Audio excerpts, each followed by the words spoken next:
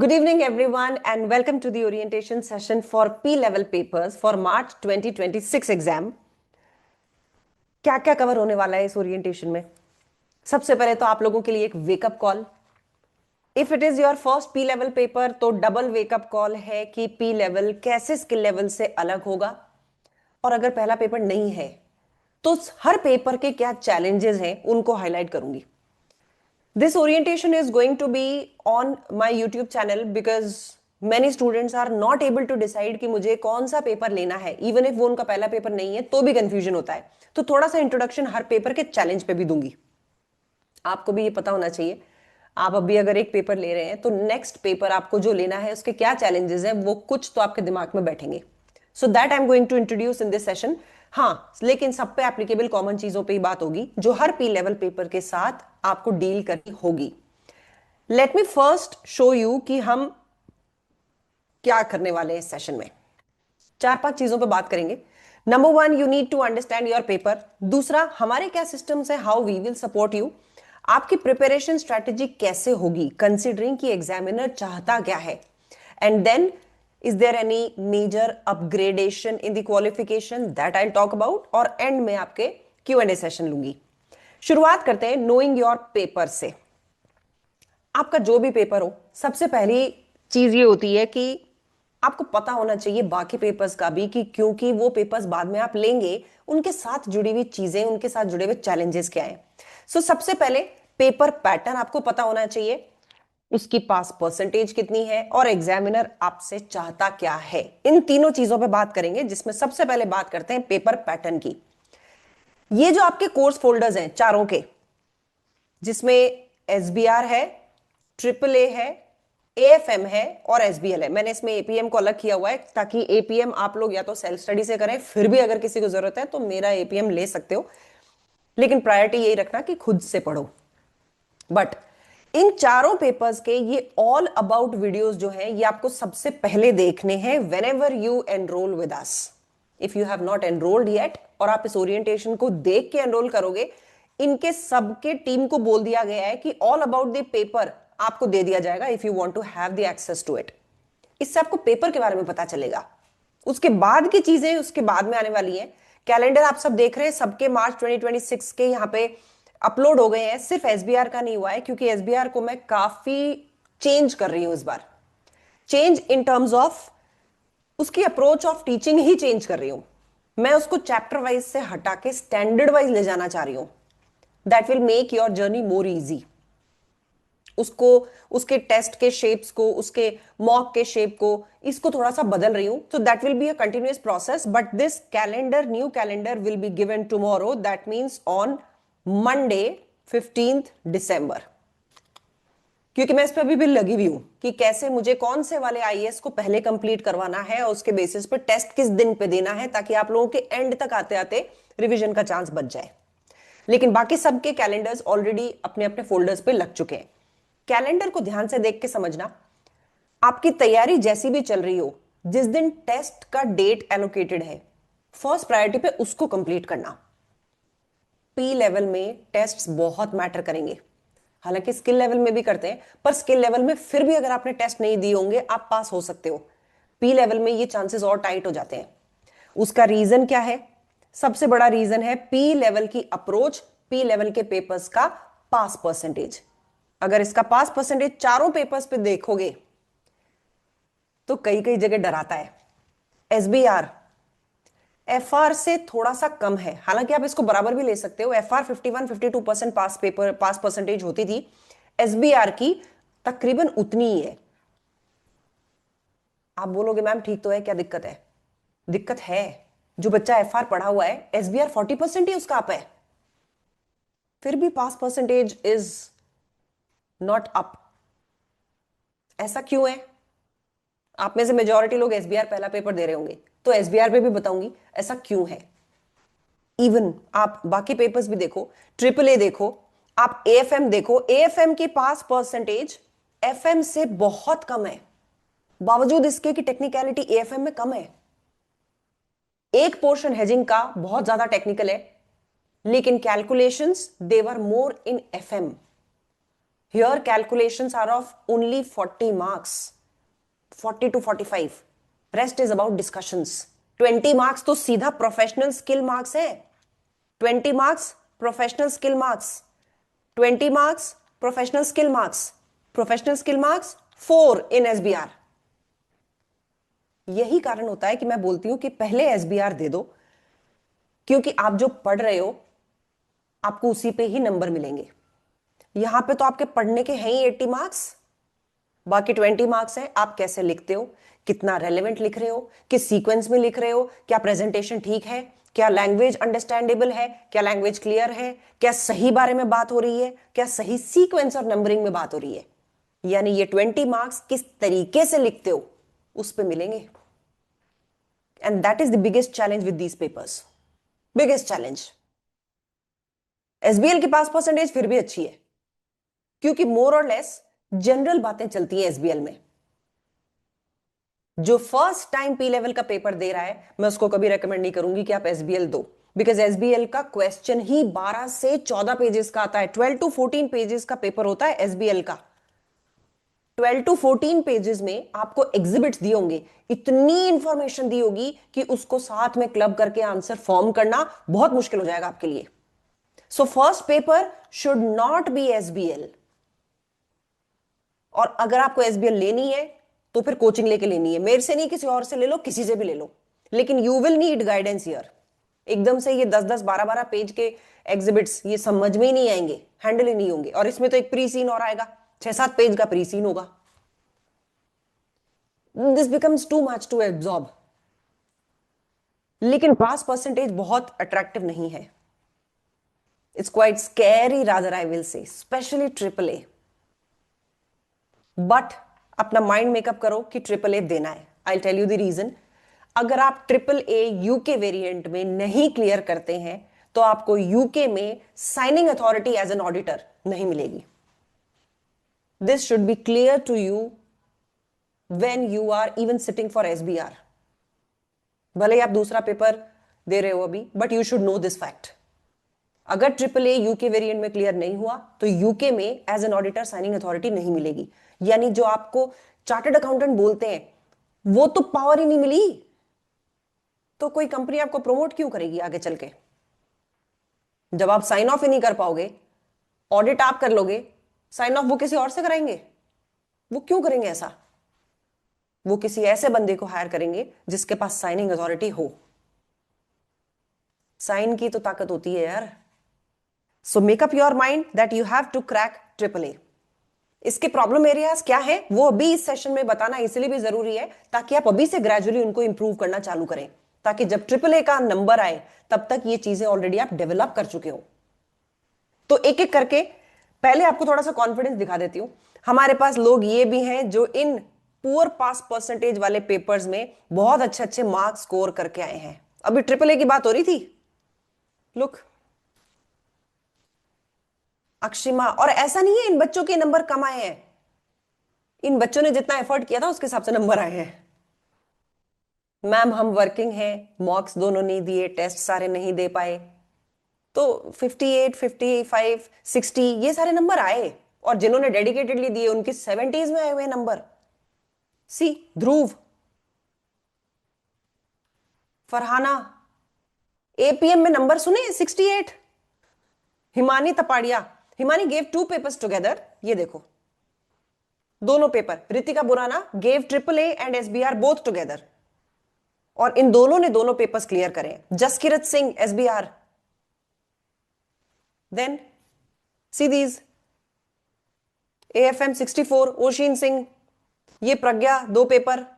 प्रज्ञा ये तुम ही प्रज्ञा हो क्या जो अभी बैठी है? हाँ जी मैम, मैं ही हूँ। बधाइयां हो double double. Thank you ma'am.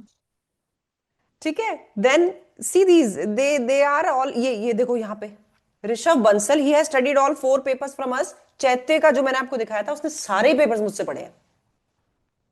Ritika Burana, now look at the score. Riya Batra, इसने बहुत सारे पेपर मुझसे पढ़े हैं. शायद बीच में एक टैक्स का पेपर आया होगा जो, क्योंकि मैं पढ़ाती नहीं हूं तो इसने पढ़ा भी नहीं. देन दोनों पेपर दिए APM एंड SBL. रूही फजल, सहजप्रीत ने भी मुझसे बहुत सारे पेपर पढ़े हैं. श्वेता, यश, मतलब पी लेवल वालों के मार्क्स इस बार देख के मेरे लिए ताज्जुब की बात थी। Appreciable marks are these also, क्योंकि ये बच्चे अपने आप में एडमिट करते हैं कि वो 100% नहीं दे पाए थे। लेकिन पी लेवल स्कोरिंग होता है, ये जो पास परसेंटेज कम दिखती है इससे घबराना नहीं। What is needed is the correct approach, and let me tell you the correct approach. अपने पेपर को आपको जानना है, आपका पेपर आपसे चाहता क्या है। मैं सबसे पहले तो बात करती हूं यहां पे सारे पी लेवल पेपर्स की, all P level papers. Strategic professional पे एग्जामिनर बार बार कुछ कॉमन चीजें बोलता है which the students ignore, which I also have been writing in the tests as comments. मैंने अभी बैच लॉन्च की जो वीडियो डाली थी उसमें पी लेवल के पेपर्स के स्क्रीनशॉट्स भी हैं, एक बार टाइम मिले वहां से देखना। क्लियरली यहां पे बोला हुआ है टेक्निकल नॉलेज जरूरी है, लेकिन सिर्फ टेक्निकल नॉलेज से आप पास नहीं हो पाएंगे। Now considering this part which the examiner saying, अब जब आप क्लास उठाओगे, सेशंस देखने चालू करोगे, आपको लगेगा कि यार मैम ने तो 5 मिनट में डाइवर्सिफिकेशन समझा दिया, क्योंकि डाइवर्सिफिकेशन का कॉन्सेप्ट इतना सही है। Now when you need to apply that in the exam, उस टॉपिक को आपको केस से अप्लाई करना है। जैसे डाइवर्सिफिकेशन क्या होता है, एक ही प्रोडक्ट लाइन में बिजनेस मत करो, डाइवर्सिफाई करो। एक ही प्रोजेक्ट टेकअप और मत करो, अपने एक ही प्रोजेक्ट के बेसिस पे सारे धंधे को उसी के ऊपर मत बेस्ड कर दो। अगर वो प्रोजेक्ट कोलैप्स हुआ, पूरा बिजनेस कोलैप्स हो जाएगा। तो diversifying means you have to enter into different lines, be it products, be it clients, be it different projects, be it different countries.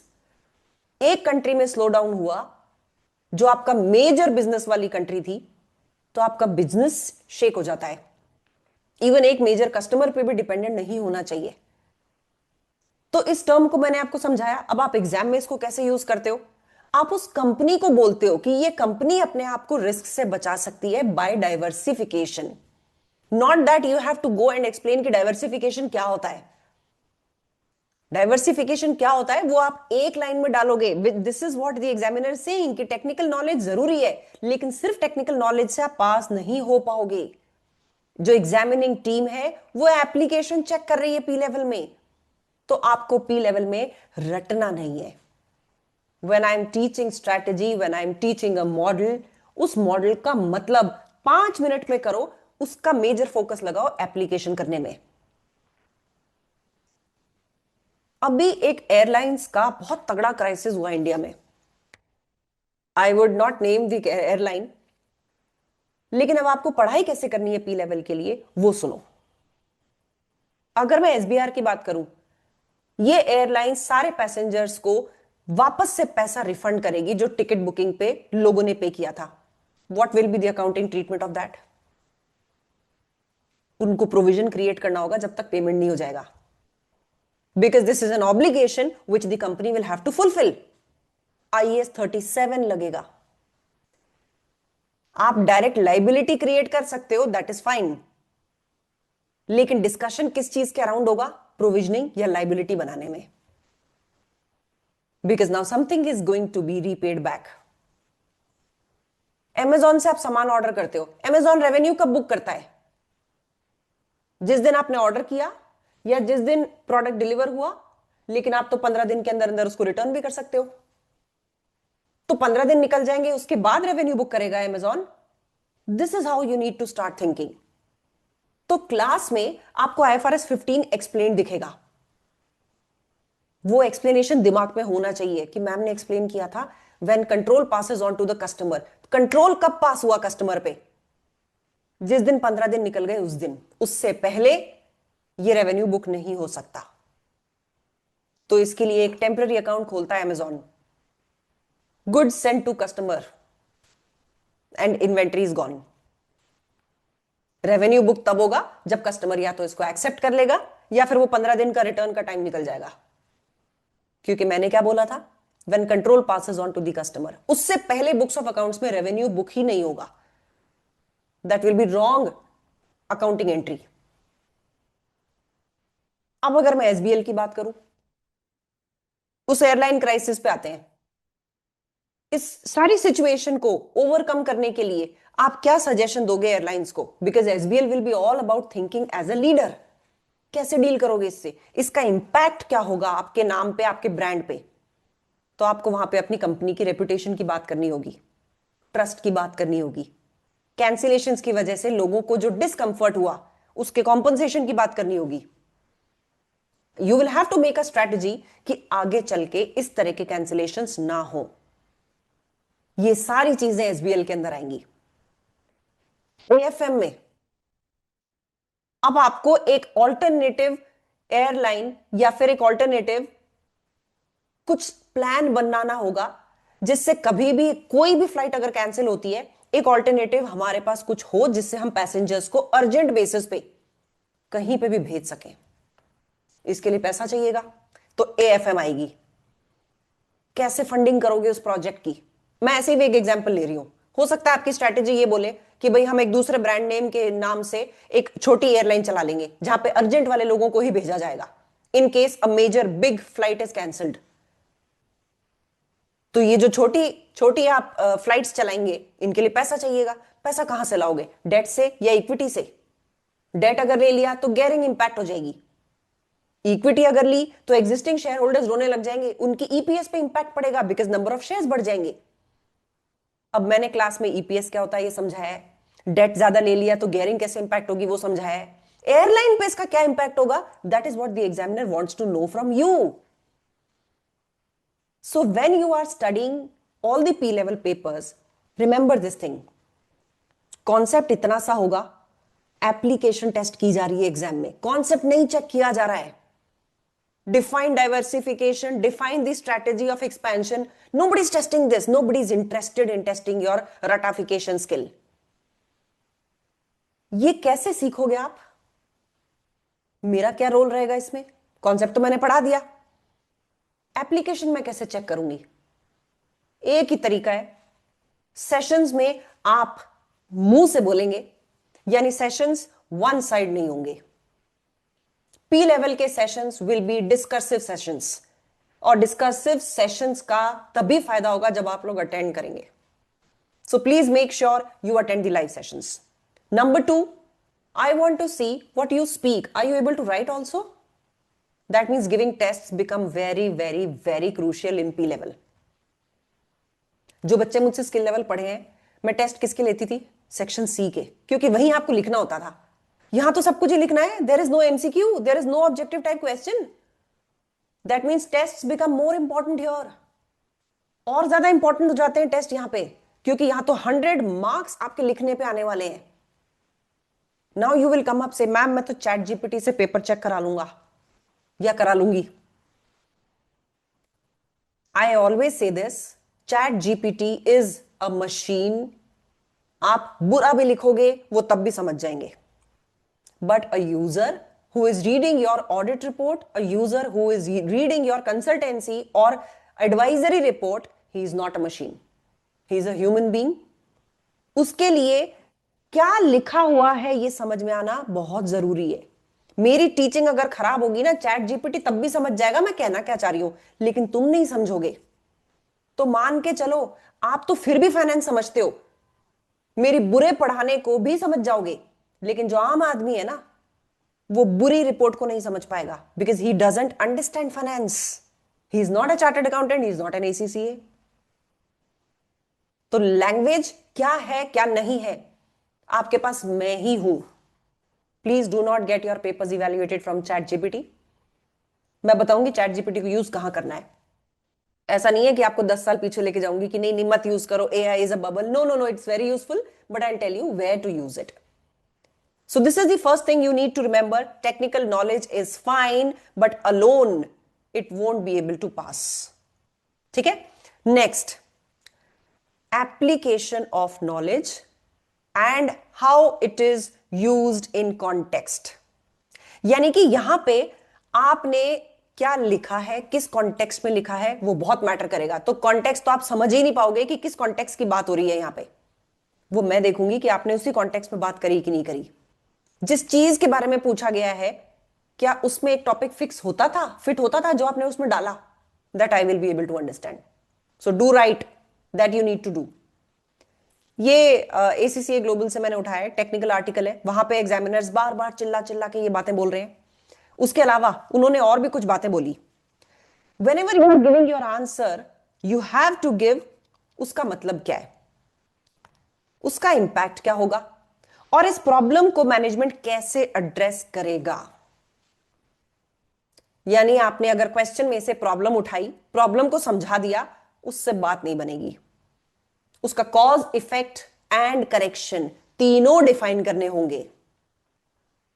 ऐसा क्यों हुआ होगा, ये मैं आप लोगों को FR में भी सिखाती थी कि एनालिसिस वाला जो क्वेश्चन होता है, ये बताओ क्या रीजन है क्यों जीपी मार्जिन ऊपर नीचे मूव हो रहा है।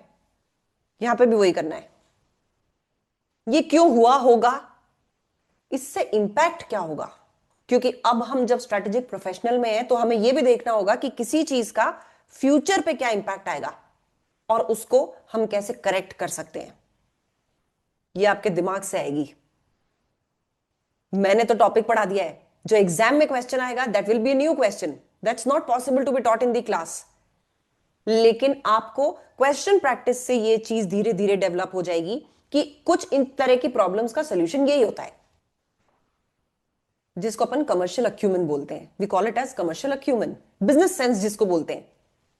सो business sense is finding correct solutions and doable, practical and real solutions to problems. That is commercial acumen. जैसे मैंने अभी ये एयरलाइन वाला एग्जांपल दिया था, ऐसी बहुत सारी चीजें आपको दिखेंगी।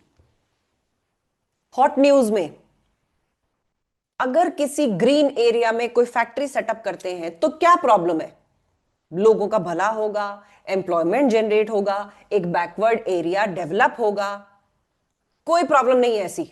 Correct, correct. Is there any problem, बताओ, बताओ guys. A factory set up by gazing out forest has no problem. लोगों को वहां पे रोजगार मिलेगा। उसमें इन्वायरमेंटल इश्यू हो जाएगा तो ESG या ESG रिपोर्ट कौन सी होती है वो, wow, vice carbon versa. Footprint भी बढ़ जाएगा। Footprint, these are the words which the examiner look for. पहली चीज समझ लो, पूरे P लेवल में सस्टेनेबिलिटी, एनवायरमेंट, इनके ऊपर बात पक्का होगी, पक्का होगी। पेपर लीक हो गया है ऐसा मान लो, because globally all the countries are dealing with this. Sustainability reporting is finding its place with a bigger grip as compared to what we think.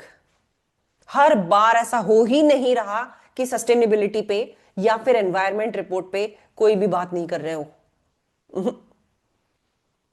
तो मान के चलना, आपको किसी भी प्रोजेक्ट का एनवायरमेंट पे इंपैक्ट जरूर डिस्कस करना है, because that's the hot news of the world today, even the business world. Investors भी ये देख के काम कर रहे हैं। तो एक पक्षीय बात नहीं करनी है कि सब कुछ बढ़िया बढ़िया ही है जी। You have to find out the pros and cons both. ठीक है, ऐसे ही और P लेवल पेपर्स के लिए एक सलाह ये आती है, यहां पे बहुत बच्चे चूक जाते हैं। अरे मैम, अगर फ्लाइट्स कैंसिल होंगी तो रेपुटेशन पे तो डैमेज होगा, ये तो बहुत ऑब्वियस है। You have to write the reasons for even the obvious things. ये भी मैं FR के बच्चों को, PM के बच्चों को हमेशा से समझाती थी। नंबर ऑफ कंप्लेंट्स कस्टमर की बढ़ रही है तो ऑब्वियस है आपका रेवेन्यू गिरेगा ही गिरेगा, लेकिन आपको लिखना है ये। तो यहां पे एग्जामिनर ने भी बोल दिया, even if something is obvious, include an explanation of the consequences in your answer. तो ये आदत तो मैं स्किल वालों में धीरे धीरे से डेवलप कर रही थी। आप में से जितने लोग भी नए हैं, अब ध्यान रखना है, whatever you are saying it should be backed by a reason, even if the reason is very obvious. डालना है आपको वो। भाई फ्लाइट कैंसिल हो गई, जो गवर्नमेंट अथॉरिटी होगी, रेगुलेटरी अथॉरिटी होगी, पेनल्टी लगाएगी। मैम ये तो ऑब्वियस है, नहीं, आप लिखेंगे, you have to write that the company will be expose to some penalties from the regulatory authority. तो even obvious things have to be clarified, because you want to tell this to the examiner कि आपको पता है कि ऐसा क्यों हो रहा है, क्योंकि रेगुलेटरी अथॉरिटी पेनलाइज करेगी, क्योंकि कॉम्पनसेशन देना पड़ेगा, क्योंकि कैंसिलेशन से reputation of the brand will be lost. The trust of the customer will be lost. You will have to give those reasons. तो ये मैं नहीं कह रही हूं, एग्जामिनर कह रहा है. मैं इन्हीं चीजों से मिलती जुलती चीजों पे आपके टेस्ट में कट्टे लगाती रहूंगी, नंबर काटती रहूंगी, so that it is highlighted to you that this is the problem where you are going wrong. अब बात करते हैं एसबीएल के प्री सीन की. जितने भी लोग यहां से एसबीएल वाले बैठे हैं, आर्यन नहीं, इकोनॉमिक टाइम्स की जरूरत नहीं है, मैं बताऊंगी उसका तरीका कि कमर्शियल अक्यूमेंट बिजनेस सेंस कैसे इंक्रीज होगा. I tell you how to do that. Newspaper से बात नहीं बनेगी. Newspaper never publishes what is the company's decision because of a particular problem. I tell you उसको कैसे करेंगे. अब प्री सीन पे आते हैं. एसबीएल का प्री सीन आता है 2 हफ्ते पहले. आपको एग्जाम से पहले एक फैक्ट्स मिलेंगे कंपनी के बारे में जिससे रिलेटेड एग्जिबिट्स होंगे एग्जाम में. एग्जिबिट्स होते हैं एनेक्शस टाइप, जो कुछ इंफॉर्मेशन आपको दी जाएगी, उन्हीं के ऊपर बेस्ड होंगे tasks. Now since last 3 quarters I have been posting the analysis of the pre seen. जिसे मैं खुद भी बोल रही हूं कि देखो यहां क्वेश्चन बन सकता है, यहां क्वेश्चन बन सकता है. इसका मतलब यह नहीं है कि मैंने पेपर प्रिडिक्ट कर लिया. मेरे को वहां प्रॉब्लम स्टेटमेंट दिख रही थी. That is why I said यहां कुछ ना कुछ एग्जिबिट में इंफॉर्मेशन हो सकती है. और उसको मैंने सरकास्टिकली भी बार बार बोला कि प्री सीन का मतलब यह नहीं है कि पेपर आइडेंटिफिएबल है. Paper is based on exhibits. आपको सिर्फ प्री सीन दिया गया है, एग्जिबिट नहीं दिए गए हैं. प्री सीन का पर्पस इसलिए है आप उस इंडस्ट्री के बारे में थोड़ा बहुत जानो. जैसे एक बार एक केस आया था पेट केयर बिजनेस का, पेट्स का डे केयर. अब उसमें क्या टर्मिनोलॉजी यूज होती है, उसके लिए आपको प्री सीन दिया गया था कि थोड़ा सा उस बिजनेस के मॉडल को समझो, क्या होता है, कैसे होता है. ये नहीं कि आप उसके बेसिस पे पेपर को प्रिडिक्ट कर लो. क्लियर कट यहां पे एग्जामिनर ने बोला extensive research into the industry not needed. एक बार एक केस आया था इवेंट मैनेजमेंट कंपनी का. मैंने अपने स्टूडेंट्स को कहा भाई बैंड बाजा बारात देखो जाके. That movie will explain you how this industry works. Completely band बाजा बारात थी वो. क्या ट्रबल्स आते हैं, आप केटरर से भी डील कर रहे हो, डेकोरेटर से भी डील कर रहे हो, सबके अपने अपने बीच में मार्जिन है, and you are holding the responsibility of a big team. That's the biggest problem with an event management company. तो इसमें यह नहीं सोचना है कि यार उस पिक्चर से कैसे पता चलेगा. दैट्स द बेस्ट प्लेस जहां पे आप किसी भी इवेंट मैनेजमेंट कंपनी की ट्रबल समझ सकते हो. Just imagine suddenly one of the your parties फूल वाला, फूल की हड़ताल हो गई ट्रक वालों की, तो फूल ही नहीं आ रहे हैं अब. Just imagine this. तो इनके दूसरे लोगों पे डिपेंडेंसी इनकी अकाउंटेबिलिटी पे इंपैक्ट डालती है. Because they are dealing with a lot of suppliers and every business deals with it. You can not give a suggestion कि ये लोग अपने खुद के फ्लावर का बिजनेस क्यों नहीं करते. इसको इंटीग्रेशन बोलते हैं, वर्टिकल इंटीग्रेशन. हमारा जो सप्लायर है वो काम हम खुद कर लें. यार उनकी एक्सपर्टीज नहीं होगी उसमें, नहीं कर सकते वो. यहां पे बिजनेस सेंस आएगी, बिजनेस अक्यूमेन आएगा. Is this solution workable. हमें हमारी एक्सपर्टीज के हिसाब से इंटीग्रेशंस करने होते हैं, या ऐसी चीज का इंटीग्रेशन करना होता है जिसको हम समझते भी हैं और जो हमारे बिजनेस के लिए बहुत कोर भी है. और यार एक सप्लायर नहीं कर पा रहा है, तुम दूसरे से भी बात करके रखो. That is the solution rather than कि तुम उस बिजनेस में भी घुस जाओ. ठीक है. So that's the idea. आपको टू मच रिसर्च नहीं करनी है. You should have an idea of this industry, not that कि लगे पड़े हैं 10 दिन से उस इंडस्ट्री के बारे में ही कोशिश किए जा रहे हैं पता करने की. Not needed. Clearly, avoid speculating on the areas that will be examined. I have been time and again telling this कि अपन शॉर्ट शॉर्ट नहीं बोल सकते प्री सीन को देख के कि एग्जाम में ये आएगा. मैं भी जो अंदाजा लगाती हूं वो इस चीज का लगाती हूं कि यार मुझे यहां कुछ ट्रबल दिख रही है. जिस हिसाब से ये बार बार इस रिस्क की बात कर रहे हैं, मुझे लग रहा है इस बिजनेस में कुछ रिस्क रिलेटेड इशू आएगा. तो स्पेक्यूलेशन अंदाजे पे होता है. इतना फोकस मत करो कि पेपर में यही आने वाला है. उसके बाद में pre seen is not the main source of material. उस दिन जो एग्जिबिट्स होंगे वो यूज होने चाहिए. तो ये कुछ सजेशंस थे. Too much time spent on pre seen, tipping and spotting, ये सब मत करो कि भाई किसी क्वेश्चन के ऊपर ये पक्का से आएगा तो इसके मैं ये टिप्स अरेंज कर लेता हूं. No, that will not work. So avoid that. ठीक है. इधर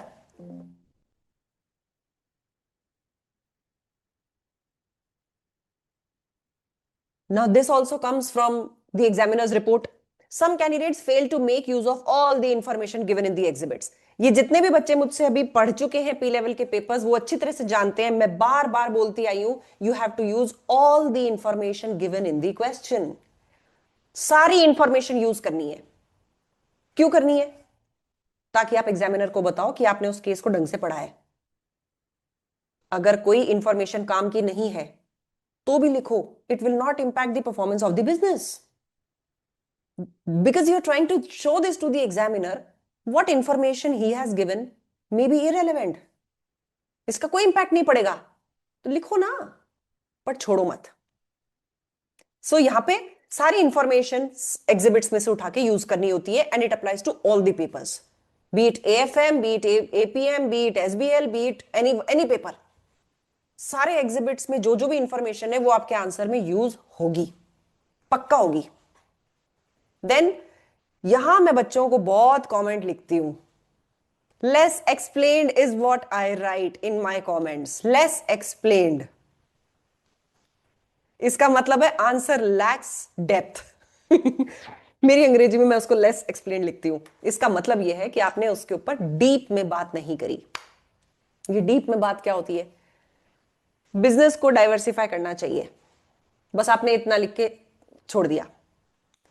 डेप्थ का मतलब होता है in other fields, in other geographical areas, so that the risk of depending on only one business line can be avoided.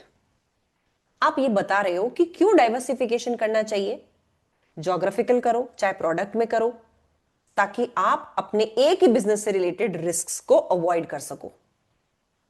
तो सिर्फ उसमें डिटेल ऐड करना means you are writing in depth. वो मैं बार बार तुम्हारे आंसर्स में लिखूंगी, and wherever I am writing this less explain means कहीं पे वो अधूरा अधूरा लग रहा है रीड करने वाले को. So consider me to be an examiner, first level examiner, और एग्जामिनर कह रहा है कि मुझे इसमें थोड़ी सी डिटेल मिसिंग लग रही है. So you need to take a note of it, and whenever in the next test you come up, वहां पे फिर मैं वो चीज चेक करूंगी कि क्या आपने यहां पे भी डेप्थ मिस करी है. नहीं समझ में आएगा, आई विल आंसर कि मैंने यहां पे नंबर जो काटे हैं क्या डेप्थ डाली जा सकती थी इसमें. I am here to answer that. पूछो तो सही यार तुम. Then copying and pasting, this is the advice which comes from many of your seniors and many tutors. यार कॉपी पेस्ट करो, उसके ऊपर थोड़ी सी डिटेल डाल दो. मैंने ऐसे ही किया था और पास हो गया मैं. तुमने देखा है वो ऐसे ही पास हुआ है. मैं पहुंची एक बार एक इंटरव्यू देने, I will not tell the company. Interview दिया, जाते ही तीसरा राउंड तक अपन पहुंच गए, धमाधम क्लियर होते हुए. अब इंटरव्यूअर सामने बैठा था, उसने पूछा, निधि आपकी तो आर्टिकलशिप बची है 6 मंथ्स की. मैंने कहा हाँ बची है, but we are looking for someone who can join from next month. अब मुझे उस टाइम अपने बेवकूफी पे रियलाइजेशन हुआ कि यार ये 6 महीने बाद की पोस्टिंग कौन निकालता है. मैं क्या सोच के आई थी इंटरव्यू देने. अपनी बेवकूफी पे उस टाइम इतना गुस्सा आ रहा था, because I took a flight from Jaipur to Chennai to give that interview. तो मैंने बहुत बेवकूफियां कर करके, जूते खा खा के सीखा है सब कुछ. बाल सफेद धूप में नहीं हुए हैं, मार खा खा के हुए हैं. बट मैं बाहर आई, मेरे साथ बाहर एक लड़की और बैठी थी. उसने पूछा, निधि नेक्स्ट राउंड पे सिलेक्शन हो गया? पता है मैंने क्या बोला? मैंने अपनी बेवकूफी के बारे में कोई इंट्रोडक्शन नहीं दिया. मैंने उनको ये बोला, यार ऐसा लग रहा है रेफरेंस वाले की हायरिंग हो गई है. समझ रहे हो मैंने क्या बोला, और तुम्हारे दोस्त तुम्हें आके क्या बोलते होंगे. तो अपन भी ये काम कर चुके हैं, अंदर क्या था और बाहर आके क्या बताया. तो अब अपने वो दिन याद आते हैं कि अब तो वो एज निकल गई, लेकिन नीड नहीं थी उस टाइम झूठ बोलने की. बट ठीक है, वो जवानी का जोश होता है ना कि भाई आप 22-23 साल के बच्चे हो और आपको लग रहा है कि यार ये इतनी बड़ी ब्लंडर अपन ने कैसे कर दी. 6 महीने की आर्टिकलशिप बची है और मैं नौकरी ढूंढने निकल पड़ी. कौन देगा यार 7वें महीने के लिए जॉब. और एक कंपनी ने तो मुझे 2 साल के लिए ब्लैकलिस्ट भी कर दिया इसी वजह से, because I was not eligible. तो उनकी पॉलिसी होती है, if you are not eligible and you do apply, they will bar you from the position for 2 years. So अपन ने इस हद तक की बेवकूफियां भी करी है, बट ठीक है, पॉइंट ये था यार, उस टाइम कोई गाइड करने वाला नहीं था, सो इट वाज समथिंग कि भाई अब फाइनल क्लियर हो गया एंड आर्टिकलशिप बची है, तो उससे क्या फर्क पड़ता है, नौकरी ढूंढते। वैसे भी लोग कहते हैं कि 6 महीने लग जाते हैं नौकरी मिलते मिलते। तो लोगों ने कहा था तो अपन चल पड़े, एक अच्छी कंपनी से बाहर हो गए, दूसरी कंपनी ने बोल ही दिया कि बेटा जी हम तो नेक्स्ट 1 month के लिए ढूंढ रहे हैं। तो बेटा जी अपनी बेवकूफी की दुकान लेके बाहर निकल के ये बोले अपने दोस्त से कि भाई अंदर तो रेफरेंस वालों का हो रहा है। इसलिए ये जो दोस्त बोलते हैं ना कि भाई कट कॉपी पेस्ट करो और उसमें थोड़ी सी डिटेल डाल दो, this is bullshit. Rather you will offend the examiner if you do this. It feels like कि आप मुझे बेवकूफ बनाने की कोशिश कर रहे थे। मुझे पता चल जाता है यार, वो तो मेरे से भी ज्यादा एक्सपीरियंस्ड होंगे। लैंग्वेज का ही पता चल जाता है कि शुरू के 2 पैराग्राफ्स में बच्चे की अंग्रेजी किस तरह की थी, and suddenly in the next paragraph the English has got refined too much. जो इंग्लिश मैं भी नहीं लिख पाती आज के टाइम में, जबकि मेरा काम ही लिखना है, मैं भी नहीं लिख पाती और ये बच्चा लिख रहा है। तो मेरे सिस्टम में भी मैंने प्लेजरिज्म सॉफ्टवेयर डलवा लिया, तो धपाक से उससे पता चल जाता है, टिंग टिंग टिंग रेड अलर्ट। तो वो तो मेरे भी गुरु है यार, इसलिए copy paste not at all a good idea. आप कॉपी पेस्ट करेंगे सिर्फ ये देखने के लिए कि आपसे उसकी रिक्वायरमेंट मिस ना हो जाए, and once you have answered, उस कॉपी पेस्टेड मटेरियल को आप उड़ा देंगे। तो जब आपको क्लास में मेरी क्वेश्चन प्रैक्टिस दिखेगी, मैंने भी रिक्वायरमेंट्स को कॉपी किया है, ताकि रिक्वायरमेंट के जब बहुत सारे अलग अलग टुकड़े थे, मैं उनके बुलेट्स बना के आंसर प्रिपेयर कर पाऊं, and then at the end when I have answered I will erase that question. तो ये आपको क्लास में भी दिखेगा। But copy paste of the paragraph and information given by the examiner not at all appreciated by them. तो ये नहीं करना है। उसके अलावा यहां पे भी इन्होंने कमेंट यही दिया कि अच्छी बात यह थी कि कई लोगों ने प्री सीन की इंफॉर्मेशन को बहुत अच्छे अच्छे पॉइंट्स में इकट्ठा किया और उसको डिटेल में यूज किया अपने आंसर्स में। This is what I tell students. Even आप मेरी पुरानी वीडियोस में भी देख सकते हो, मैंने वहां पे एंड करते करते स्टूडेंट्स को यही बोला कि ये जो जो चीजें हमने इंपॉर्टेंट बोली है ना, इनको ध्यान रखना, आंसर बिल्ड करते टाइम एग्जिबिट के साथ इसको कंबाइन करना है। आप चाहे तो अभी चेक कर सकते हैं, जून का प्री सीन था, सितंबर का प्री सीन था, दिसंबर वाला भी शायद मैंने डाला था। उसमें मैंने ये चीज साफ बोली है कि ये वाले जो पॉइंटर्स हैं इनको दिमाग में रखना, क्योंकि इंडस्ट्री के बारे में अगर बात हो रही है तो हम वहां पे एक रेफरेंस देंगे कि इनकी इंडस्ट्री में ये होता है, लेकिन कंपनी की परफॉर्मेंस ऐसे चल रही है, तो हम इन डॉट्स को ऐसे कनेक्ट करेंगे। This is what SBL want you to do. ठीक है, ट्रिपल ए पे आती हूं अब। सो ट्रिपल ए का एग्जामिनर सिंपल बोलता है, बच्चे यही भूल जाते हैं कि वो किसके लिए लिख रहे हैं।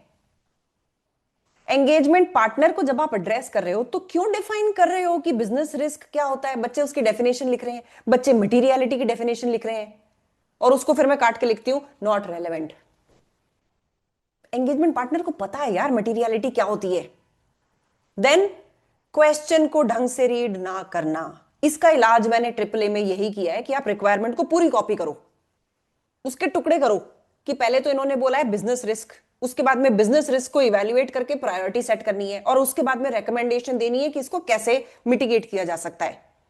तो उस रिक्वायरमेंट को हम तोड़ के 3 टुकड़े बना लेते हैं, फिर हम देखते हैं 16 मार्क्स को एलोकेट कर लो, इनमें कितने कितने पॉइंट्स मुझे देने हैं। सो ट्रिपल ए में मैंने इसी तरीके से आंसर्स कराए हैं जो आपको स्टार्टिंग से ही आदत डालनी है। Spend good amount of time in structuring your answer. Structure ठीक हो जाएगा तो आप सारी रिक्वायरमेंट को मीट कर दोगे, वरना उसमें दिक्कत हो जाएगी कि कुछ ना कुछ छूट जाएगा, या तो रिकमेंडेशन छूट जाएगी या प्रायोरिटाइजेशन छूट जाएगा।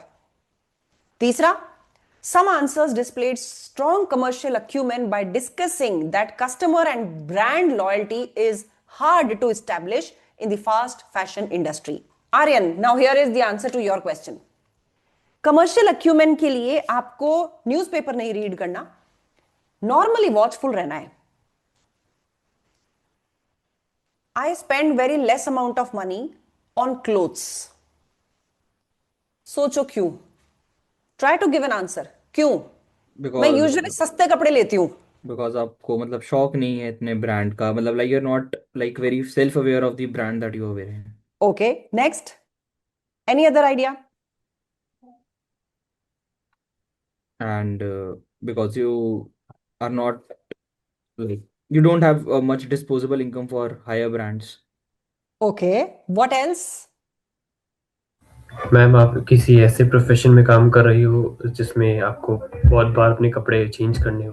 Perfect, this is the correct answer, this is commercial acumen. Actually मैं अपने नाम से बोला था, genuinely I really do not buy too costly clothes, लेकिन मेरे घर के निक्कर टी शर्ट कॉस्टली होते हैं। अब इसके लिए हमें न्यूज़पेपर नहीं पढ़ना, this is common business acumen. In my line I cannot keep on wearing the same set of clothes in all my videos. तो ये एक फैशन का ट्रीटमेंट हो गया, एक फैशन स्टेटमेंट हो गया। तो जो कपड़े मैं पहन रही हूं आपको ये 1,000 रुपए से ऊपर का नहीं मिलेगा, लेकिन जो मैं घर पे पहनती हूं, बहुत ऑफन पहनती हूं, because I am working from home the whole day, I am in my निक्कर and T shirt, that is expensive, there I look for comfort. But when I'm sitting in front of the camera, I have to keep on changing it. So somewhere it looks like money getting wasted. तो वहां मैं expensive कपड़े बहुत ज्यादा क्योंकि number में खरीदने हैं, I never invest too much money in my clothes. Footwear में I spend good amount of money. ये बिजनेस सेंस है। ये बिजनेस सेंस आप कैसे समझोगे? जूडियो का बिजनेस आप स्टडी करो। जूडियो क्यों सस्ते कपड़े बना रहा है इंडिया के लिए? Because here the fashion sense is like this only, people want to change their fashion very quickly, तो वो महंगे कपड़े नहीं लेते। आपको जारा का बिजनेस इतना बड़ा नहीं दिखेगा जितना आपको जूडियो का दिख जाएगा। जूडियो इतने से टाइम में पूरे मार्केट्स में घुस गया, H&M नहीं घुस पाया। Because of this reason India का मार्केट ऐसा है। हमारे यहां पे त्योहार पे कोई भी, आप लोग कितने ऐसे हो कि भाई एक दिवाली पे आपने जो फेस्टिव कुर्ता पहना, आप नेक्स्ट दिवाली पे भी वही पहनोगे? अपने भाई की शादी में भी वही पहनोगे? किसी और कजन की वेडिंग है उसमें भी आप वही पहनोगे? करता है क्या इंडिया में कोई ऐसा? नहीं। And that's why are local markets, maybe Lajpat Nagar, maybe कौन से हैं और 2-3 जो मार्केट हैं, GK, RK Puram, what ever, ये सारे के सारे इसलिए बहुत पॉपुलर हैं। मुंबई जाओ आप, फैशन स्ट्रीट सुनिए मैंने वहां की, और क्या है, कोलाबा, मुंबई से है कोई? These markets why they are popular? क्योंकि इंडिया का ट्रेंड ऐसा है। हम लोगों के इतने त्योहार होते हैं that we do not repeat those clothes again and again in the same gathering. तो हम लोग इसलिए क्या करते हैं, फेस्टिव क्लोथ्स भी हम कोशिश करते हैं कि हम कॉस्ट इफेक्टिव लें। We do not buy festive clothes जो बहुत महंगे होते हैं। अब शादियों के कपड़े भी रेंट पे दिए जाते हैं because they are fashion goods, not to be used too much, इसलिए लोग रेंट पे लेके आते हैं and they give it back. चल रहा है ये भी काम धंधा। लेकिन हमारी जो रोजमर्रा के कपड़े होते हैं, जैसे आप लोग मेंस शर्ट्स अगर मैं लूं, लोग एक्सपेंसिव लेते हैं क्योंकि वो डेली ऑफिस में पहनने हैं, कपड़ा रिपीट होगा। This is business sense, this is commercial acumen. किसी भी रेस्टोरेंट जाना, देखना उसका फुटफॉल कितना है। मैंने नॉट काली जबान, in one of the malls एक हम ऐसे कॉफी पीने गए, मुश्किल से 2 जने बैठे थे, और उसका इंटीरियर आप देख लो उस कॉफी शॉप का, ओ भाई साहब दिमाग की धज्जियां उड़ जाए। And it was a very expensive mall जहां पे प्रीमियम ब्रांड्स थे लेकिन फुटफॉल ही नहीं था ज्यादा। And I just told my husband कि मुझे लग नहीं रहा है ज्यादा दिन ओपन रहेगा। मतलब उस मॉल में ही लोग नहीं आ रहे क्योंकि वो प्रीमियम है, आम जनता आ ही नहीं रही। मुश्किल से 3 या 4 कस्टमर्स बैठे हैं जो बहुत प्रीमियम कस्टमर्स हैं। ये कैसे अपना किराया निकालेगा? और वही हुआ, 1.5 साल के अंदर अंदर the coffee shop got closed. Not that कि काली जबान ने बोल दिया था, लेकिन एक बिजनेस सेंस ये बोलता है, चायोज वो निभा जाएगा। यूजुअली आपको हर मॉल वो चलता दिखेगा जहां पे या तो बिग बाजार होगा या फिर मैक्स खुला दिखेगा, रिलायंस ट्रेंड्स दिखेगा, क्योंकि वहां पे लोगों का फुटफॉल बहुत अच्छा होता है। और वहीं पे जो ब्रांड्स आती हैं फूड की, ईटरीज की, वो अच्छा करती हैं, दे परफॉर्म वेल। तो मॉल्स कोशिश करते हैं कि ये इस तरह के डिपार्टमेंटल चेन्स जो हैं ये हमारे मॉल में आ जाए। ये आ जाएंगी तो काफी हद तक और शॉप्स भी किराए पे चढ़ जाएंगी. This is business acumen. You will not get to know about it in any of the newspapers. इसमें मैं आपकी मदद करूंगी. आई हैव एनीवेज थॉट कि मेरे चैनल पे अब मैं कुछ इस तरह की चीजें डालूंगी, क्योंकि मुझे लग रहा है कि the generation is studying but lacking commercial sense. तो इस पे आएगा इनपुट मेरी तरफ से भी, बट आपको यही बताने की कोशिश कर रही हूं, अब थोड़ा सा अलर्ट हो जाओ. एएफएम वालों के लिए बिल्कुल ये केस आ सकता है कि कंपनी को डाइवर्सिफाई करना है, रेस्टोरेंट्स दूसरी देश में खोलने हैं, तो वहां पे आपके लिए भी ये ट्रबल आएगा कि फुटफॉल इन द एरिया. अगर दूर एरिया पे रखोगे जहां पे किराया कम है तो डिलीवरी कॉस्ट बढ़ जाएगी, लोगों का फुटफॉल कम होगा क्योंकि लोग इतनी दूर तो नहीं आएंगे रेस्टोरेंट के लिए. So these can be a part of APM, AFM, SBL. इन तीनों में ये कॉमन चीज रहेगी. ठीक है, सो ये बहुत इंपॉर्टेंट चीज होती है. Then comes SBR. एसबीआर का एग्जामिनर क्या बोलता है? देखो, बच्चे सिंपली जो आईएफआरएस 15 की इररेलेवेंट नॉलेज थी वो सारी उन्होंने घुसेड़ डाली. There are 5 steps of recognition of revenue, वो पूरा डाल डाला, जबकि बात हो रही थी कॉन्ट्रैक्ट लाइबिलिटी की, कॉन्ट्रैक्ट असेट की. तो जरूरत ही नहीं थी उस चीज की. मेरे सामने भी अगर आपका आंसर आएगा, मैं भी उस पर गोला लगा के लिखूंगी नॉट नीडेड हियर. यहां पे एग्जामिनर खुद कह रहा है भाई रेलेवेंट पोर्शन लगाना है. अगर पीपीई में रिवैल्यूएशन मॉडल की बात आ रही है तो डिफाइन मत करो कि पीपीई क्या होती है. Don't talk about PPE then कि प्रॉपर्टी प्लांट एंड इक्विपमेंट होता है, लैंड कभी भी डेप्रिशिएट नहीं होती है, बाकी एसेट्स डेप्रिशिएट होते हैं. अरे उनको नहीं चाहिए ये भाई, रिवैल्यूएशन मॉडल पे बात करो. ठीक है, लाइक दिस.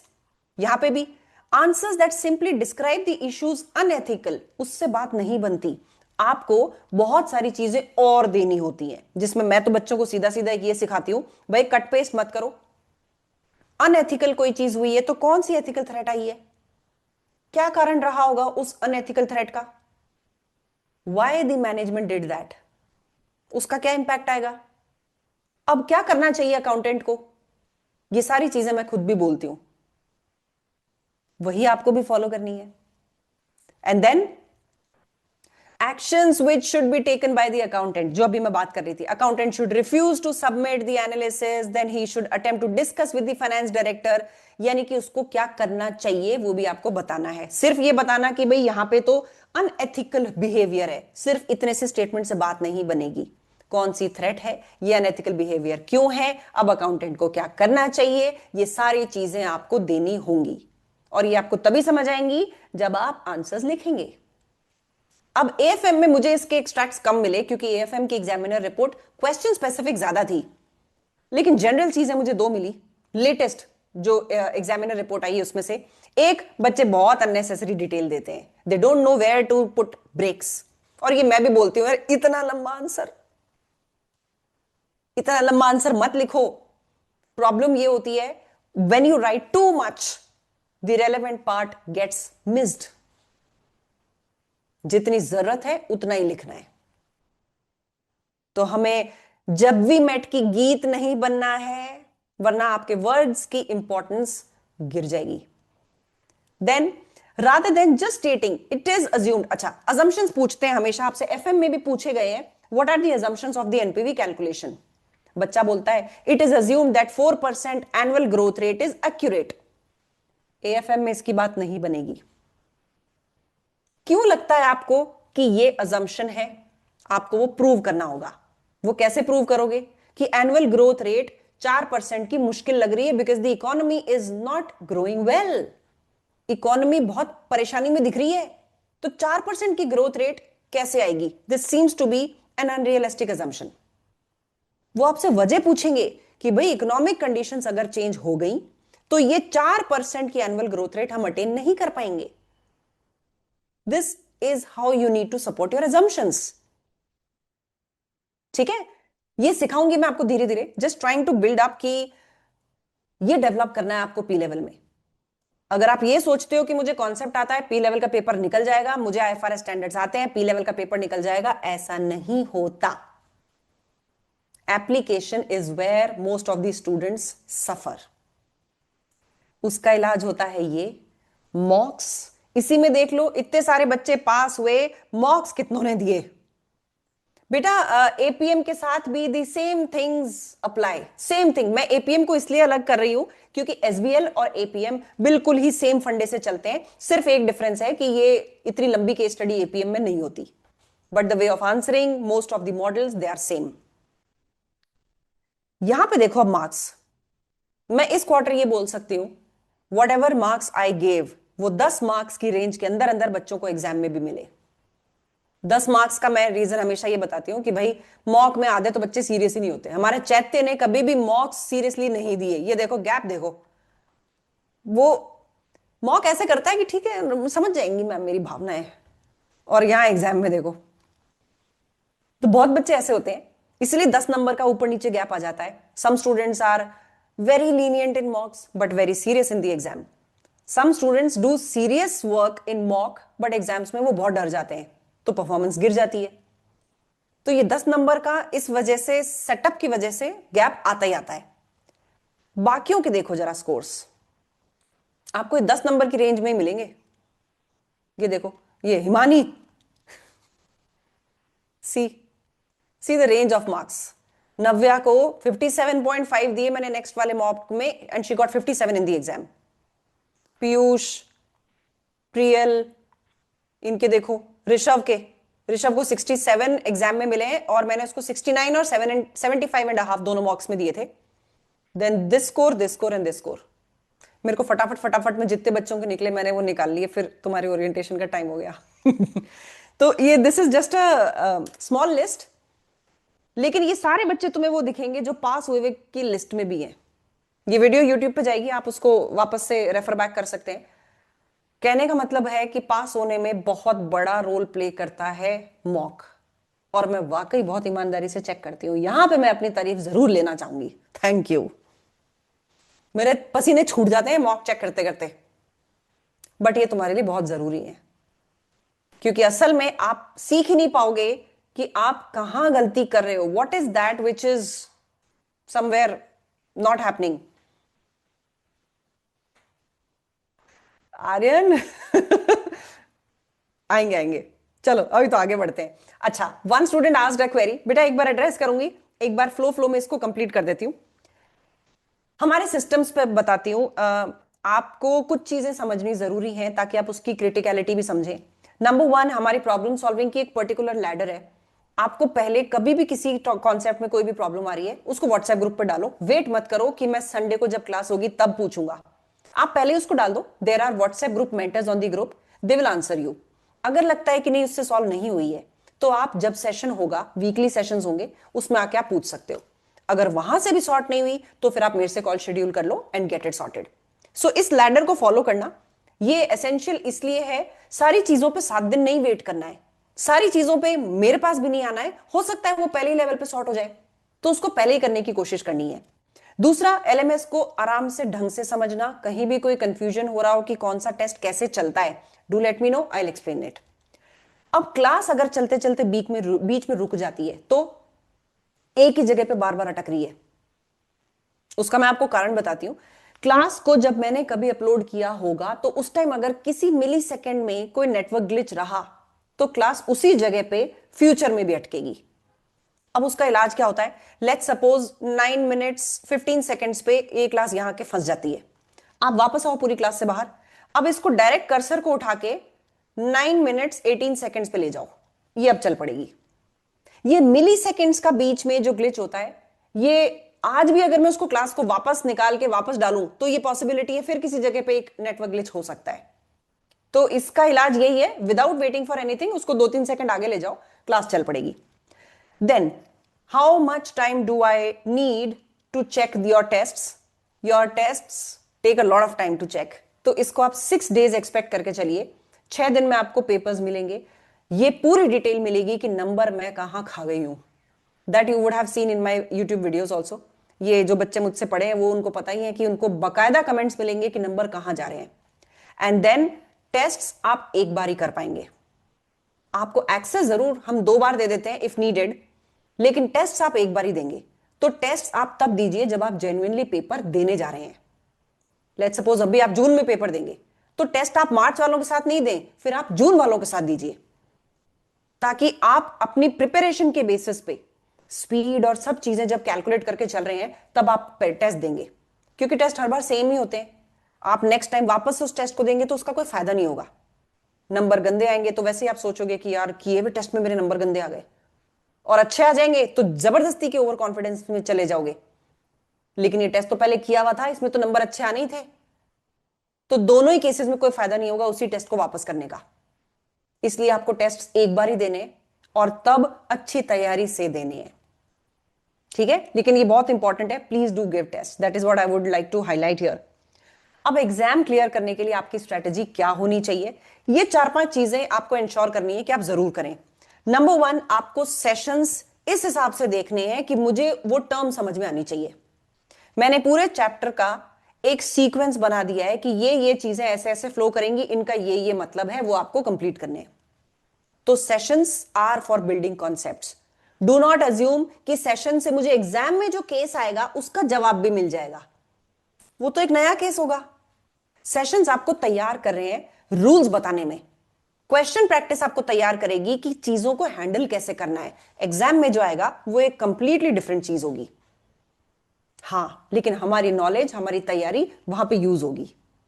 तो ये कभी भी एक्सपेक्ट मत करके चलना कि जो एग्जाम में आएगा वो मैम को पता है और वो तैयारी क्लास में मिलेगी, वो दुनिया के किसी आदमी को नहीं पता, ठीक है। जब एक्सपेक्टेशन अपने आप ही ठीक रखोगे तो एग्जाम में शॉक नहीं लगेगा कि अरे ये डॉग्स वाली सेक्टर कहां से आ गया, डॉग्स कहां से आ गए केस में, मैम ने तो कभी डॉग लवर की बात ही नहीं करी थी, पेट पेरेंट्स की बात ही नहीं करी थी।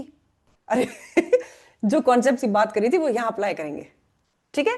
दूसरा, now start using ChatGPT when you are studying. कैसे? आपके आंसर्स अब बहुत लंबे लंबे होंगे। जब आप कोई एग्जाम का क्वेश्चन प्रैक्टिस कर रहे हैं तो एग्जामिनर का आंसर जब आप देखोगे 2-3 पेज का आंसर होगा। There you have to use ChatGPT, tell ChatGPT to summarise it. अब चेक करो समराइजेशन वाले पैराग्राफ में जो लिखा है एग्जामिनर ने, क्या आपने वो चीजें कवर करी हैं? इससे आप चेक कर पाओगे कि आपने कौन से पॉइंट्स कवर कर दिए और कौन से पॉइंट्स ऐसे हैं जो एग्जामिनर ने दिए लेकिन आपने मिस कर दिए। वहां पे एआई आपकी बहुत हेल्प करेगा। Do not give your answer to ChatGPT कि इसको इवेल्युएट करो, वो 70+ मार्क्स दे रहा है, जहां पे मैं 50s में मार्क्स दे रही थी और मेरे आसपास ही नंबर आए हैं बच्चों के, क्योंकि उसको ये नहीं पता चलेगा कि answer as a human understandable है कि नहीं है। वो ह्यूमन ही समझ सकता है कि कुछ समझ में आया कि नहीं आया, ठीक है। उसके बाद में प्रैक्टिस प्लेटफॉर्म पे आपको प्रैक्टिस करनी है in last 15 days of your exam. उसका मार्जिन जरूर छोड़ना। आज इसलिए बता रही हूं ताकि आप अपने तैयारी के 15 दिन का स्कोप छोड़ें कि लास्ट के 15 दिन में मुझे प्रैक्टिस प्लेटफॉर्म पे भी जाके पूरा पूरा पेपर करना है। बहुत प्रॉब्लम आती है जब इतने सारे एग्जिबिट्स के डब्बे खुल जाते हैं और आप उन्हीं में परेशान हो जाते हो। तो प्रैक्टिस प्लेटफॉर्म पे इसका एक्सरसाइज करना जरूरी है। देन टेस्ट्स देने हैं सबको। And the worst, now I can see one pattern also happening. Students are following what I am saying, test दे रहे हैं, लेकिन मैं एक टेस्ट में जो फीडबैक देती हूं नेक्स्ट में भी वही फीडबैक दे रही होती हूं। इसका मतलब बच्चा मेरा फीडबैक ही रीड नहीं कर रहा। ये ध्यान रखना है आपको। You have to correct the feedback which I am giving. When I am saying your answers should not be in numbers. मैंने एक बच्चे का लिखा है ये 1 2 3 4 नंबर डाल के मत लिखो बेटा, एसीसी में ऐसे नहीं लिखते हैं। वो नेक्स्ट पेपर देता है वो फिर ऐसे लिखता है। मैं कहती हूं भाई हेडिंग डाल के लिख दो, थोड़ा सा इजी रहेगा एग्जामिनर को देखना कि परफॉर्मेंस यहां डिस्कस हो रही है, पोजीशन ऑफ बिजनेस यहां डिस्कस हो रही है। वो नेक्स्ट में लिखता है फिर वही कर देता है, पैराग्राफ्स में घुसा देता है डिफरेंट पॉइंट्स को। इसका मतलब फीडबैक मेरा रीड ही नहीं करते हैं स्टूडेंट्स। भाई रीड करो, फिर क्यों दे रहे हो टेस्ट? देखो तो सही मैं क्या बोल रही हूं कि आपको यहां इंप्रूवमेंट करना है। Improve that, then only you can expect कि मैंने जो नंबर दिए हैं उससे 10 नंबर ऊपर आ जाएंगे। कम से कम 10 नंबर का फर्क पड़ेगा, that I can guarantee. If I am giving you 50 marks, you will get 60 in the exam. But you will have to see कि मैं क्या लिख रही हूं, क्या फीडबैक दे रही हूं, एटलीस्ट वो तो देखो। Now, what is changing in the qualification? No more remote exams now. ये शायद आप सबको तो पता होगा, पी लेवल के बच्चों को ये पता होता है। बस ये डेट हाईलाइट कर देती हूँ भाई, वेट मत करना, by 10th of January you need to book the exam, otherwise centres will be full. तो सेंटर फुल हो जाएंगे, तुम्हारे पास कोई ऑप्शन नहीं होगा। मैम 4 10th जुलाई को, जनवरी यस, तब 16 तो दिन रिजल्ट पहले। भी नहीं आएगा। कोई बात नहीं, एग्जाम बुक कर देना। अगर रिजल्ट नेगेटिव आता है, मतलब भगवान ना करे ऐसा हो, हाँ पर अगर भगवान ना आता है, करे। Cancel it. ओके। तो वो वापस से एसीसी अकाउंट में क्रेडिट हो जाएगा, बैंक ओ, अकाउंट में नहीं, एसीसी अकाउंट में। ओ स्मार्ट है मैम इसी से काफी। नहीं पर ठीक है ना यार, पेपर तो देना ही है ना। हाँ तो वो बैंक अकाउंट में करने में उनको फिर रिपेट्रिएशन की कई दिक्कतें होती हैं, इसलिए वो मैम ये एसीसी तो अकाउंट में ये क्रेडिट कर बहुत देते गलत कर दिया। पहले हैं। क्या? ये वैसे 26 जान लिखा है यहाँ पे स्टैंडर्ड एग्जाम एंट्री डेडलाइन। हाँ, तो आपने 10th जान किया मैम ये फिर। ये मैंने लिखा है कि 10th जैन तक आपको एग्जाम बुक करना है। अच्छा, क्योंकि सेंटर्स गेट फुल। सेंटर्स भर जाएंगे पूरे। अब अच्छा होगा हम दिल्ली में एटलीस्ट 2 कर दिए। कितना भी हो जाए आर्यन, अभी तो देखते जाओ। मैम जो सेंटर में मैं गया था वसंत विहार वाले पूरा खाली था, मतलब टोटल 50 या 60 बच्चे थे। अभी तो इस बार तो रिमोट थे ना, इसलिए। हाँ। नाउ रिमोट्स आर क्लोज्ड, तो क्या यस। होगा? लेकिन हमेशा अपनी सीट को रिजर्व करके रखो, बिकॉज नहीं हम एंड सही बात है। मोमेंट पे ये बहुत दिक्कतें हुई हैं। मतलब इस बार तो लास्ट डे पे बच्चे मुझे फोन कर रहे थे कि मैम मैम ग्रुप पे टेक्निकल देखा ग्लिच था आ रहा मैंने है। पीएम वो बाप, मतलब बहुत हुआ था। मतलब इतना ऐसा हो रहा था, और मैं बच्चों को बार बार यही बोल रही थी कि बेटा आज क्यों कर रहे हो, कल करते। तुम्हें कह कह के हम दुखी हो गए कि लास्ट डे पे मत जाओ, लास्ट डे पे मत जाओ, लेकिन लास्ट डे पे ही करेंगे हम तो। इसको टाइम पे करना, ताकि सीट अपने हिसाब से अपने प्रेफर्ड जगह पे मिल जाए। मैं भी देने आ रही हूँ इस बार मैम लास्ट पेपर। मैम कौन से दे रहे हो आप? पता नहीं अभी तो। एक ही तो बच्चा है। मैं अपना माइंड मेकअप नहीं कर पा रही हूँ कि क्या मैं सेंटर पे जाके पेपर दे सकती हूँ। आप कैसे दोगे? अब आप तो रिमोट बेस्ड कर ही दे नहीं सकते। अब तो मुझे लग रहा है मैं डिग्री छोड़ दूंगी। पर एक ही पेपर बचा है, कर लेती हूँ। और ये ग्रुप पे अच्छा मजाक चल रहा था ना इस बात का कि पड़ोसी पूछेगा कि मैम प्रॉब्लम आ रही है ये। हाँ मैम कौन सा पेपर है वैसे आपका? मैम कौन सा बाकी था? मुझसे प्रॉब्लम पूछने लग जाएंगे बच्चे। मैम पेपर कौन सा है? पेपर मैंने एपीएम क्लियर कर लिया है, एसबीएल एसबीआर डन। हाय अब हाय यार। पता नहीं अब। मेरा एसबीएल है। एसबीएल एसबीआर दोनों डन। चलो ओ। ओके, अब आगे बढ़ते हैं। आपके क्यू एन ए सेशन पे आती हूँ, और उसमें मेरे पास ऑलरेडी एक क्वेश्चन पेंडिंग है नवीन का। एपीएम चूज करें या AFM? I am left with one last exam March 2026 में। Okay Naveen, APM is similar to SBL, जहां पे आपके पास कैलकुलेशन ज्यादा नहीं होगी, more discussion will be there. PM से इसका कनेक्ट मैं सिर्फ एक चीज में लेती हूं कि किसी भी बिजनेस की परफॉर्मेंस को इवैल्यूएट करना पीएम में सिखाया गया था। बाकी चीजों को आप कर लोगे, बजट पे बहुत फोकस होता है एपीएम में, बजटिंग के ऊपर, तो करने को कर सकते हो आप, क्योंकि ये एसबीएल जैसा ही है। एएफएम इज मोर टेक्निकल, इसमें हेजिंग आएगी, हेजिंग प्रैक्टिस मांगेगी। सिलेबस जरूर दोनों का बराबर सही है, 15 चैप्टर्स ही हैं एएफएम में भी, 15 या 14, और इधर एपीएम में भी 12-13 चैप्टर्स ही है। तो syllabus wise is not a problem, लेकिन एएफएम प्रैक्टिस बहुत मांगता है, इसीलिए टाइम ज्यादा मांगता है। हेजिंग की जो टेक्निक होती है, आपको उसमें से कम उसी क्वेश्चन को करने में 3-4 बार, आप जब तक हैंड्स ऑन नहीं होगे, आप हेजिंग के क्वेश्चंस को एब्जॉर्ब नहीं कर पाओगे। यस मैम, इसलिए मैंने सॉरी हाय मैम, इसलिए मैंने पूछा क्योंकि मैंने वो वीडियोस देखी आपकी यूट्यूब में, वो वाली हाँ इन्वेस्टमेंट हाँ अप्रेजल की। हाँ। तो मैंने तो 1 साल पहले दिया था, तो मैंने कहा ये एनपीवी दोबारा मेरे को एक्सेल चलाना पड़ेगा। तो एसबीएल मैंने अभी मार्च में ही दिया था, जो वाला आया था हेरिटेज वाला। तो मेरे को भी याद है वो थोड़े बहुत मॉड्यूल्स, और वो इसके चैप्टर शायद छोटा है एपीएम, मतलब करेक्ट। चैप्टर्स वीडियोस छोटी है आपकी। भाई उसमें इसलिए कॉन्सेप्ट ही तो है बस, बाकी हाँ, एप्लीकेशन तो वैसे ही अलग हो जाती है। बाकी तो फिर वो ये मतलब सब्जेक्टिविटी हो गई मेजरली थोड़ी सी, कि आपने जो लिखा और वही एग्जामिनर को चाहिए। तो वो, हम्म। और रिपोर्ट्स के भी नंबर मिले जाते हैं 3-4 नंबर की, फॉर्मेट रिपोर्ट्स का तो प्रोफेशनल मार्क्स के 20 में से 3-4 तो ही आ जाएंगे, 2-3 नंबर। नहीं नहीं, 20 में से 10 भी आ जाते हैं, लेकिन सी। नहीं नहीं, सिर्फ रिपोर्ट फॉर्मेट का कह रहे थे, जैसे टू एंड हाँ फ्रॉम हाँ, डेट करेक्ट करेक्ट उसके करेक्ट करेक्ट करेक्ट। उसके 2-3 उसके ही हो जाते हैं। तो मेरे को बस यही था, क्योंकि जनवरी फेब तो मेरे में काम ही काम ना, अप्रैल तक काम ही रहेगा पूरा। तुम्हें देखो इसलिए एक बात का जवाब देती हूँ, एएफएम में भी 50 मार्क्स की राइटिंग पार्ट आता है। बट उसके पहुंचने के लिए वहां तक कैलकुलेशन करना पड़ेगा ना, सही कि मतलब ये बात सही है, कि करेक्ट। इन्वेस्टमेंट करना है तो पॉजिटिव एनपीवी है, तो मेरा निकले तो पहले पॉजिटिव, मेरा नेगेटिव आ रहा है वो पॉजिटिव रहा है, तो फिर वो पूरा ही गलत हो जाएगा। ये बात तो सही है, ये बात तो सही है. So you can take APM. तुम्हारा एसबीएल अगर तुम्हें ज्यादा दिक्कत नहीं दिया था तो तुम एसबीएल में एपीएम आई ले गॉट सकते हो. 60 आफ्टर अटेम्प्टिंग 100 पूरा. तो फिर तो मेरे ख्याल से तुम ले सकते हो. ले लो आपसे ही फिर. पढ़ा था एसबीएल मैंने. हाँ हाँ, मुझे याद आ गया.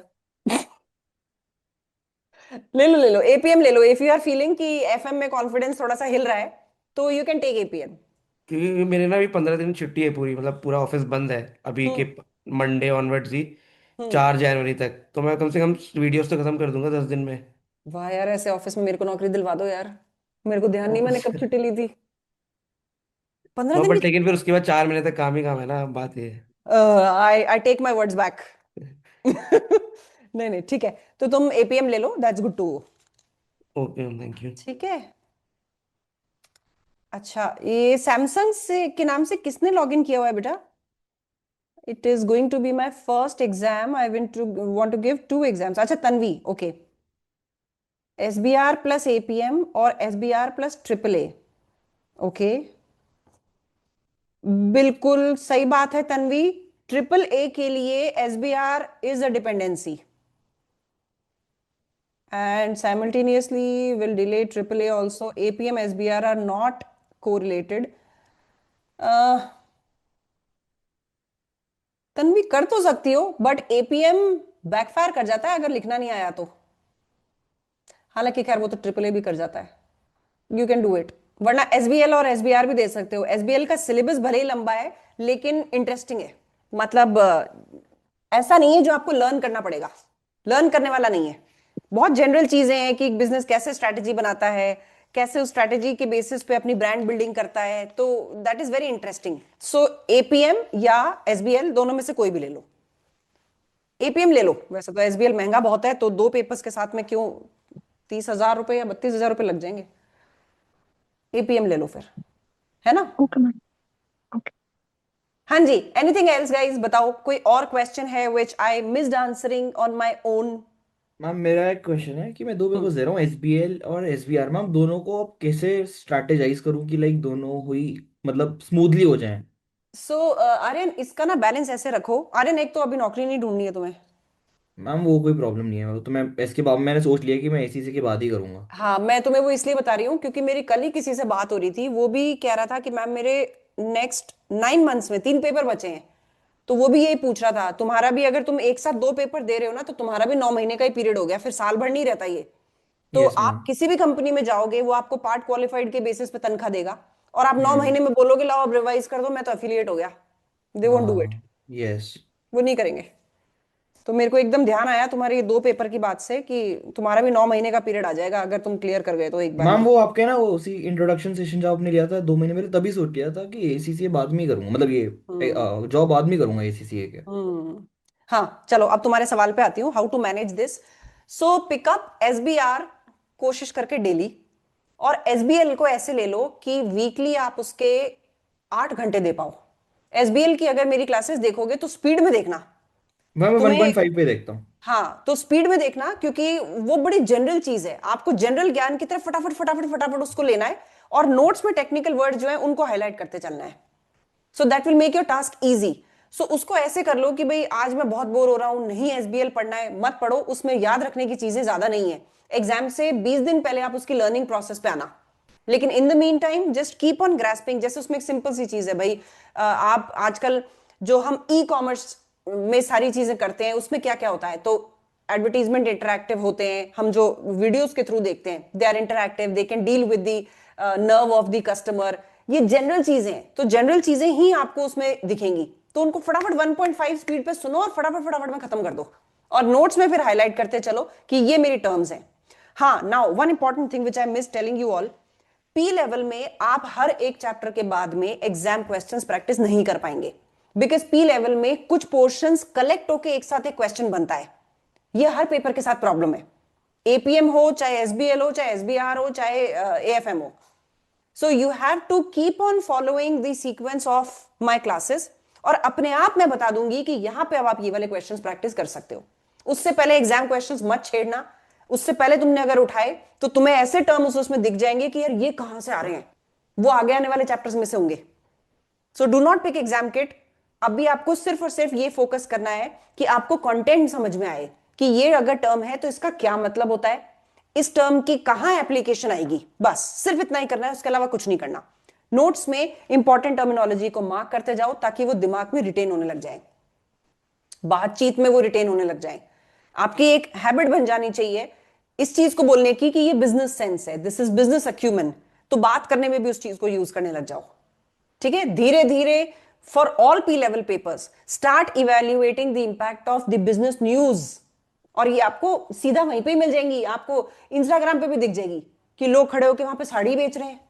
समझो उस बिजनेस का डिस्ट्रीब्यूशन नेटवर्क क्या होता होगा, कैसे डिस्ट्रीब्यूट होती होंगी। रिसेंटली मीशो ने अपना खुद का डिस्ट्रीब्यूशन चैनल ओपन किया है, देखो उसको।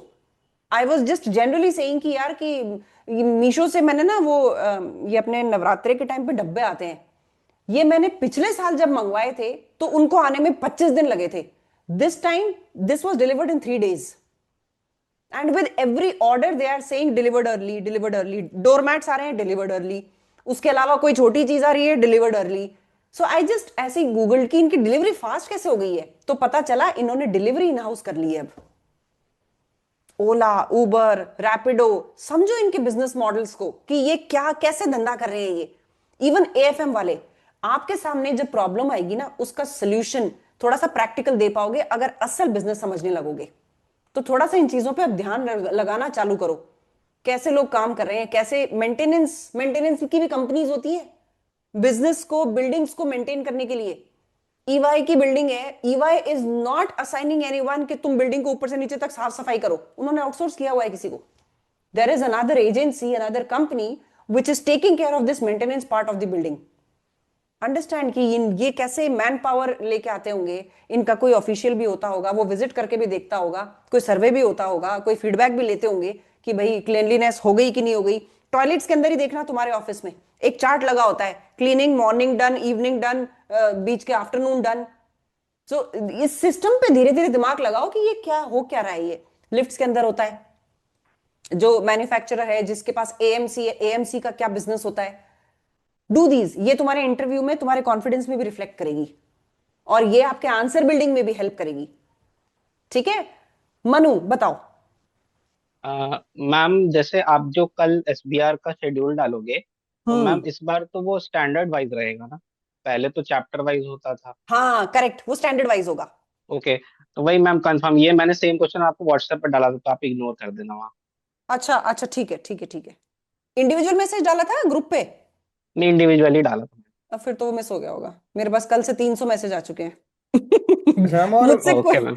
मैं वो भी पूछ रहा था जैसे कि हाँ। अगर if I complete like one standard और one chapter of hmm SBR, hmm then if it is completed then how much days or weeks after I should revise it again? मतलब यहाँ पे थोड़ा confusion आता है फिर थोड़ा। जैसे ही आपको लगने लगे कि आप भूलने लग गए हो।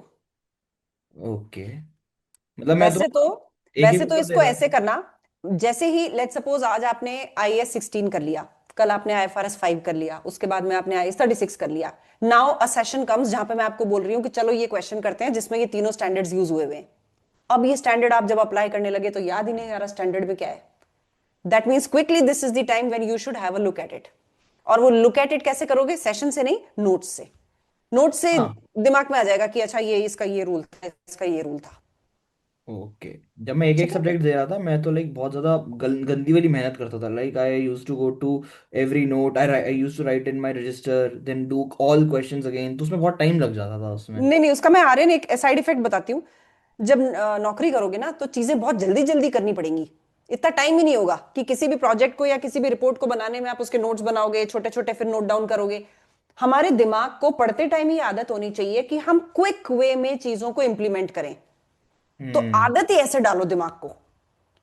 ठीक है, गॉट नोट्स इट। मैं बना के दे रही हूं क्योंकि तुम लोगों के पास 2 महीने होते हैं, और दिक्कत ये आती है कि मुझे खुद पढ़ाते टाइम भी तो नोट्स चाहिए कि मुझसे बोलते टाइम क्लास में ये चीज मिस ना हो जाए। जी, तो बेटर है तुम ही ले लो ना उन नोट्स को। तो जो बिल्कुल छोटा बिल्कुल। मोटा उसमें ऐड करना है वो उसी में ऐड कर लो, पूरी पूरी चीजों की डिटेल मत डालो। अपने दिमाग को ट्रेनिंग दो कि काफी चीजें भाई तुझे रिटेन करनी है। हाँ ठीक है, पर इवन एक और चीज अब आदत डालो सब बच्चे, भले ही आप ट्रिपल ए दे रहे हो, भले ही आप एएफएम दे रहे हो, अकाउंटिंग के नजदीक रहो। अकाउंटिंग के नजदीक रहोगे तो इंटरव्यू क्रैक करना इजी रहेगा। एसबीआर क्लियर हो गया, इसका मतलब ये नहीं है कि bye bye financial reporting. No, आपकी अकाउंटिंग सॉलिड होनी चाहिए, वो इंटरव्यू में ही दिख जाएगी, क्योंकि कोर आपकी अकाउंटिंग होती है, उसी के बेस पे आप ऑडिटिंग करते हो, इसलिए उसको अपने हाथ से फिसलने मत दो। मेरी कुछ वीडियोस आएंगी, उसमें भी मैं इस चीज पे फोकस करूंगी कि सोचो इस चीज का अब अकाउंटिंग ट्रीटमेंट क्या होगा, तो सोच लेना मेहरबानी करके। मैम की वीडियो सुनी, लाइक किया और किनारे हो गए, ये मत करना, ठीक है? So do think when I am saying do think please. Okay, ma'am बताइए मैम जी। मैम मेरा एसबीआर में आप एक्सरसाइज कुणाल बोलो। मैम एसबीआर में आपने जो क्लासेस अपलोड करी है उसमें नॉन करंट एसेट्स के नोट्स उसमें मिसिंग है, तो वो मिलेंगे या नहीं कुणाल मिलेंगे? वो एक साथ पूरे कर दूंगी, कल कल का टाइम दो, कल कल में वो अपलोड हो जाएंगे। मैम एक ओके, डाउट मतलब है। अपलोड होंगे उस पर?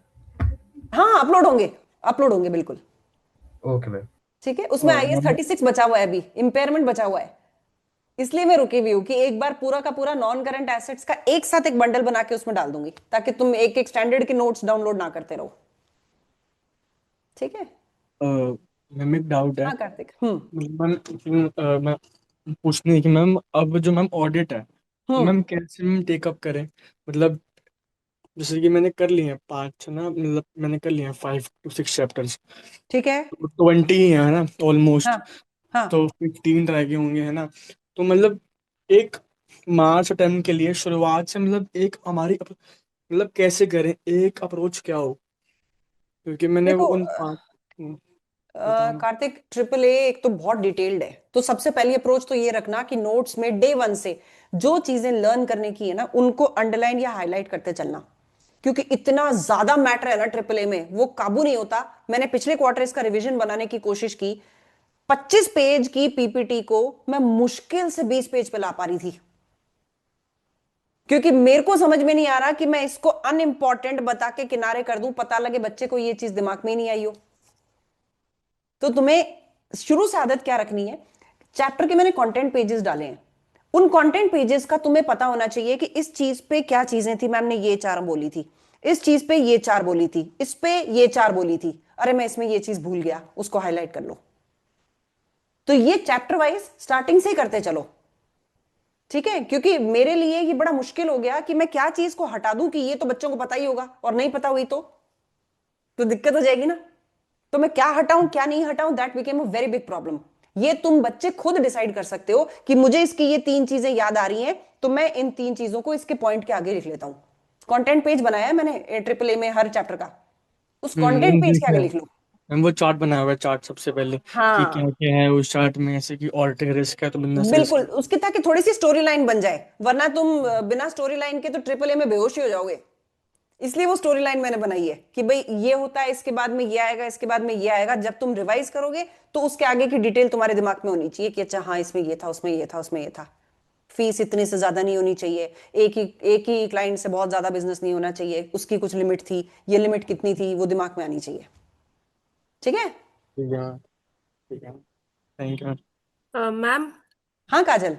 मैम एक्चुअली मैं मेरे को 9 पेपर्स एग्जाम्शन मिले हैं, और मैं अभी एएफएम लिया है ना मैम, तो अभी मैं फर्स्ट टाइम लिखूंगी मैम एग्जाम्स, तो अभी कितना मतलब मिनिमम रिविजन्स चाहिए मैम एएफएम काजल के इसका लिए? कोई रूल नहीं है, तुम कौन सी यूनिवर्सिटी से हो काजल? Ma'am Amrita university. अच्छा, okay. So I tell you बेटा, इसका कोई रूल नहीं है। कई बच्चे ऐसे भी होते हैं जो रिवीजन तो कर ही नहीं पाते, विजन में ही पहुंचते हैं और पास हो जाते हैं। सो तुम इसको ऐसे देखो, when you are doing a question, वो क्वेश्चन 60 to 70% हो जाना चाहिए। 100% की उम्मीद मत रखना, दिस इज क्वाइट अनरियलिस्टिक, क्योंकि आप पी लेवल में हो इसका मतलब ये नहीं है कि एग्जामिनर के बराबर होशियार हो, लेकिन एज अ स्टूडेंट 70% क्वेश्चन होने लगना चाहिए। आप जब 3-4 क्वेश्चन प्रैक्टिस करते हो ना, उसके बाद में 6th क्वेश्चन 70% आपसे खुद से हो और करेक्ट हो, इसका मतलब तैयारी सही चल रही है। अब लगे कि भाई तैयारी गड़बड़ चल रही है, तो Kajal you will have to inform us, हम आपको एफएम में से कुछ 20 घंटे देंगे, इन 20 घंटों से आप एफएम का इन्वेस्टमेंट अप्रेजल समझ के आओगे, फिर यहां पे आके पढ़ोगे उसको। Okay ma'am.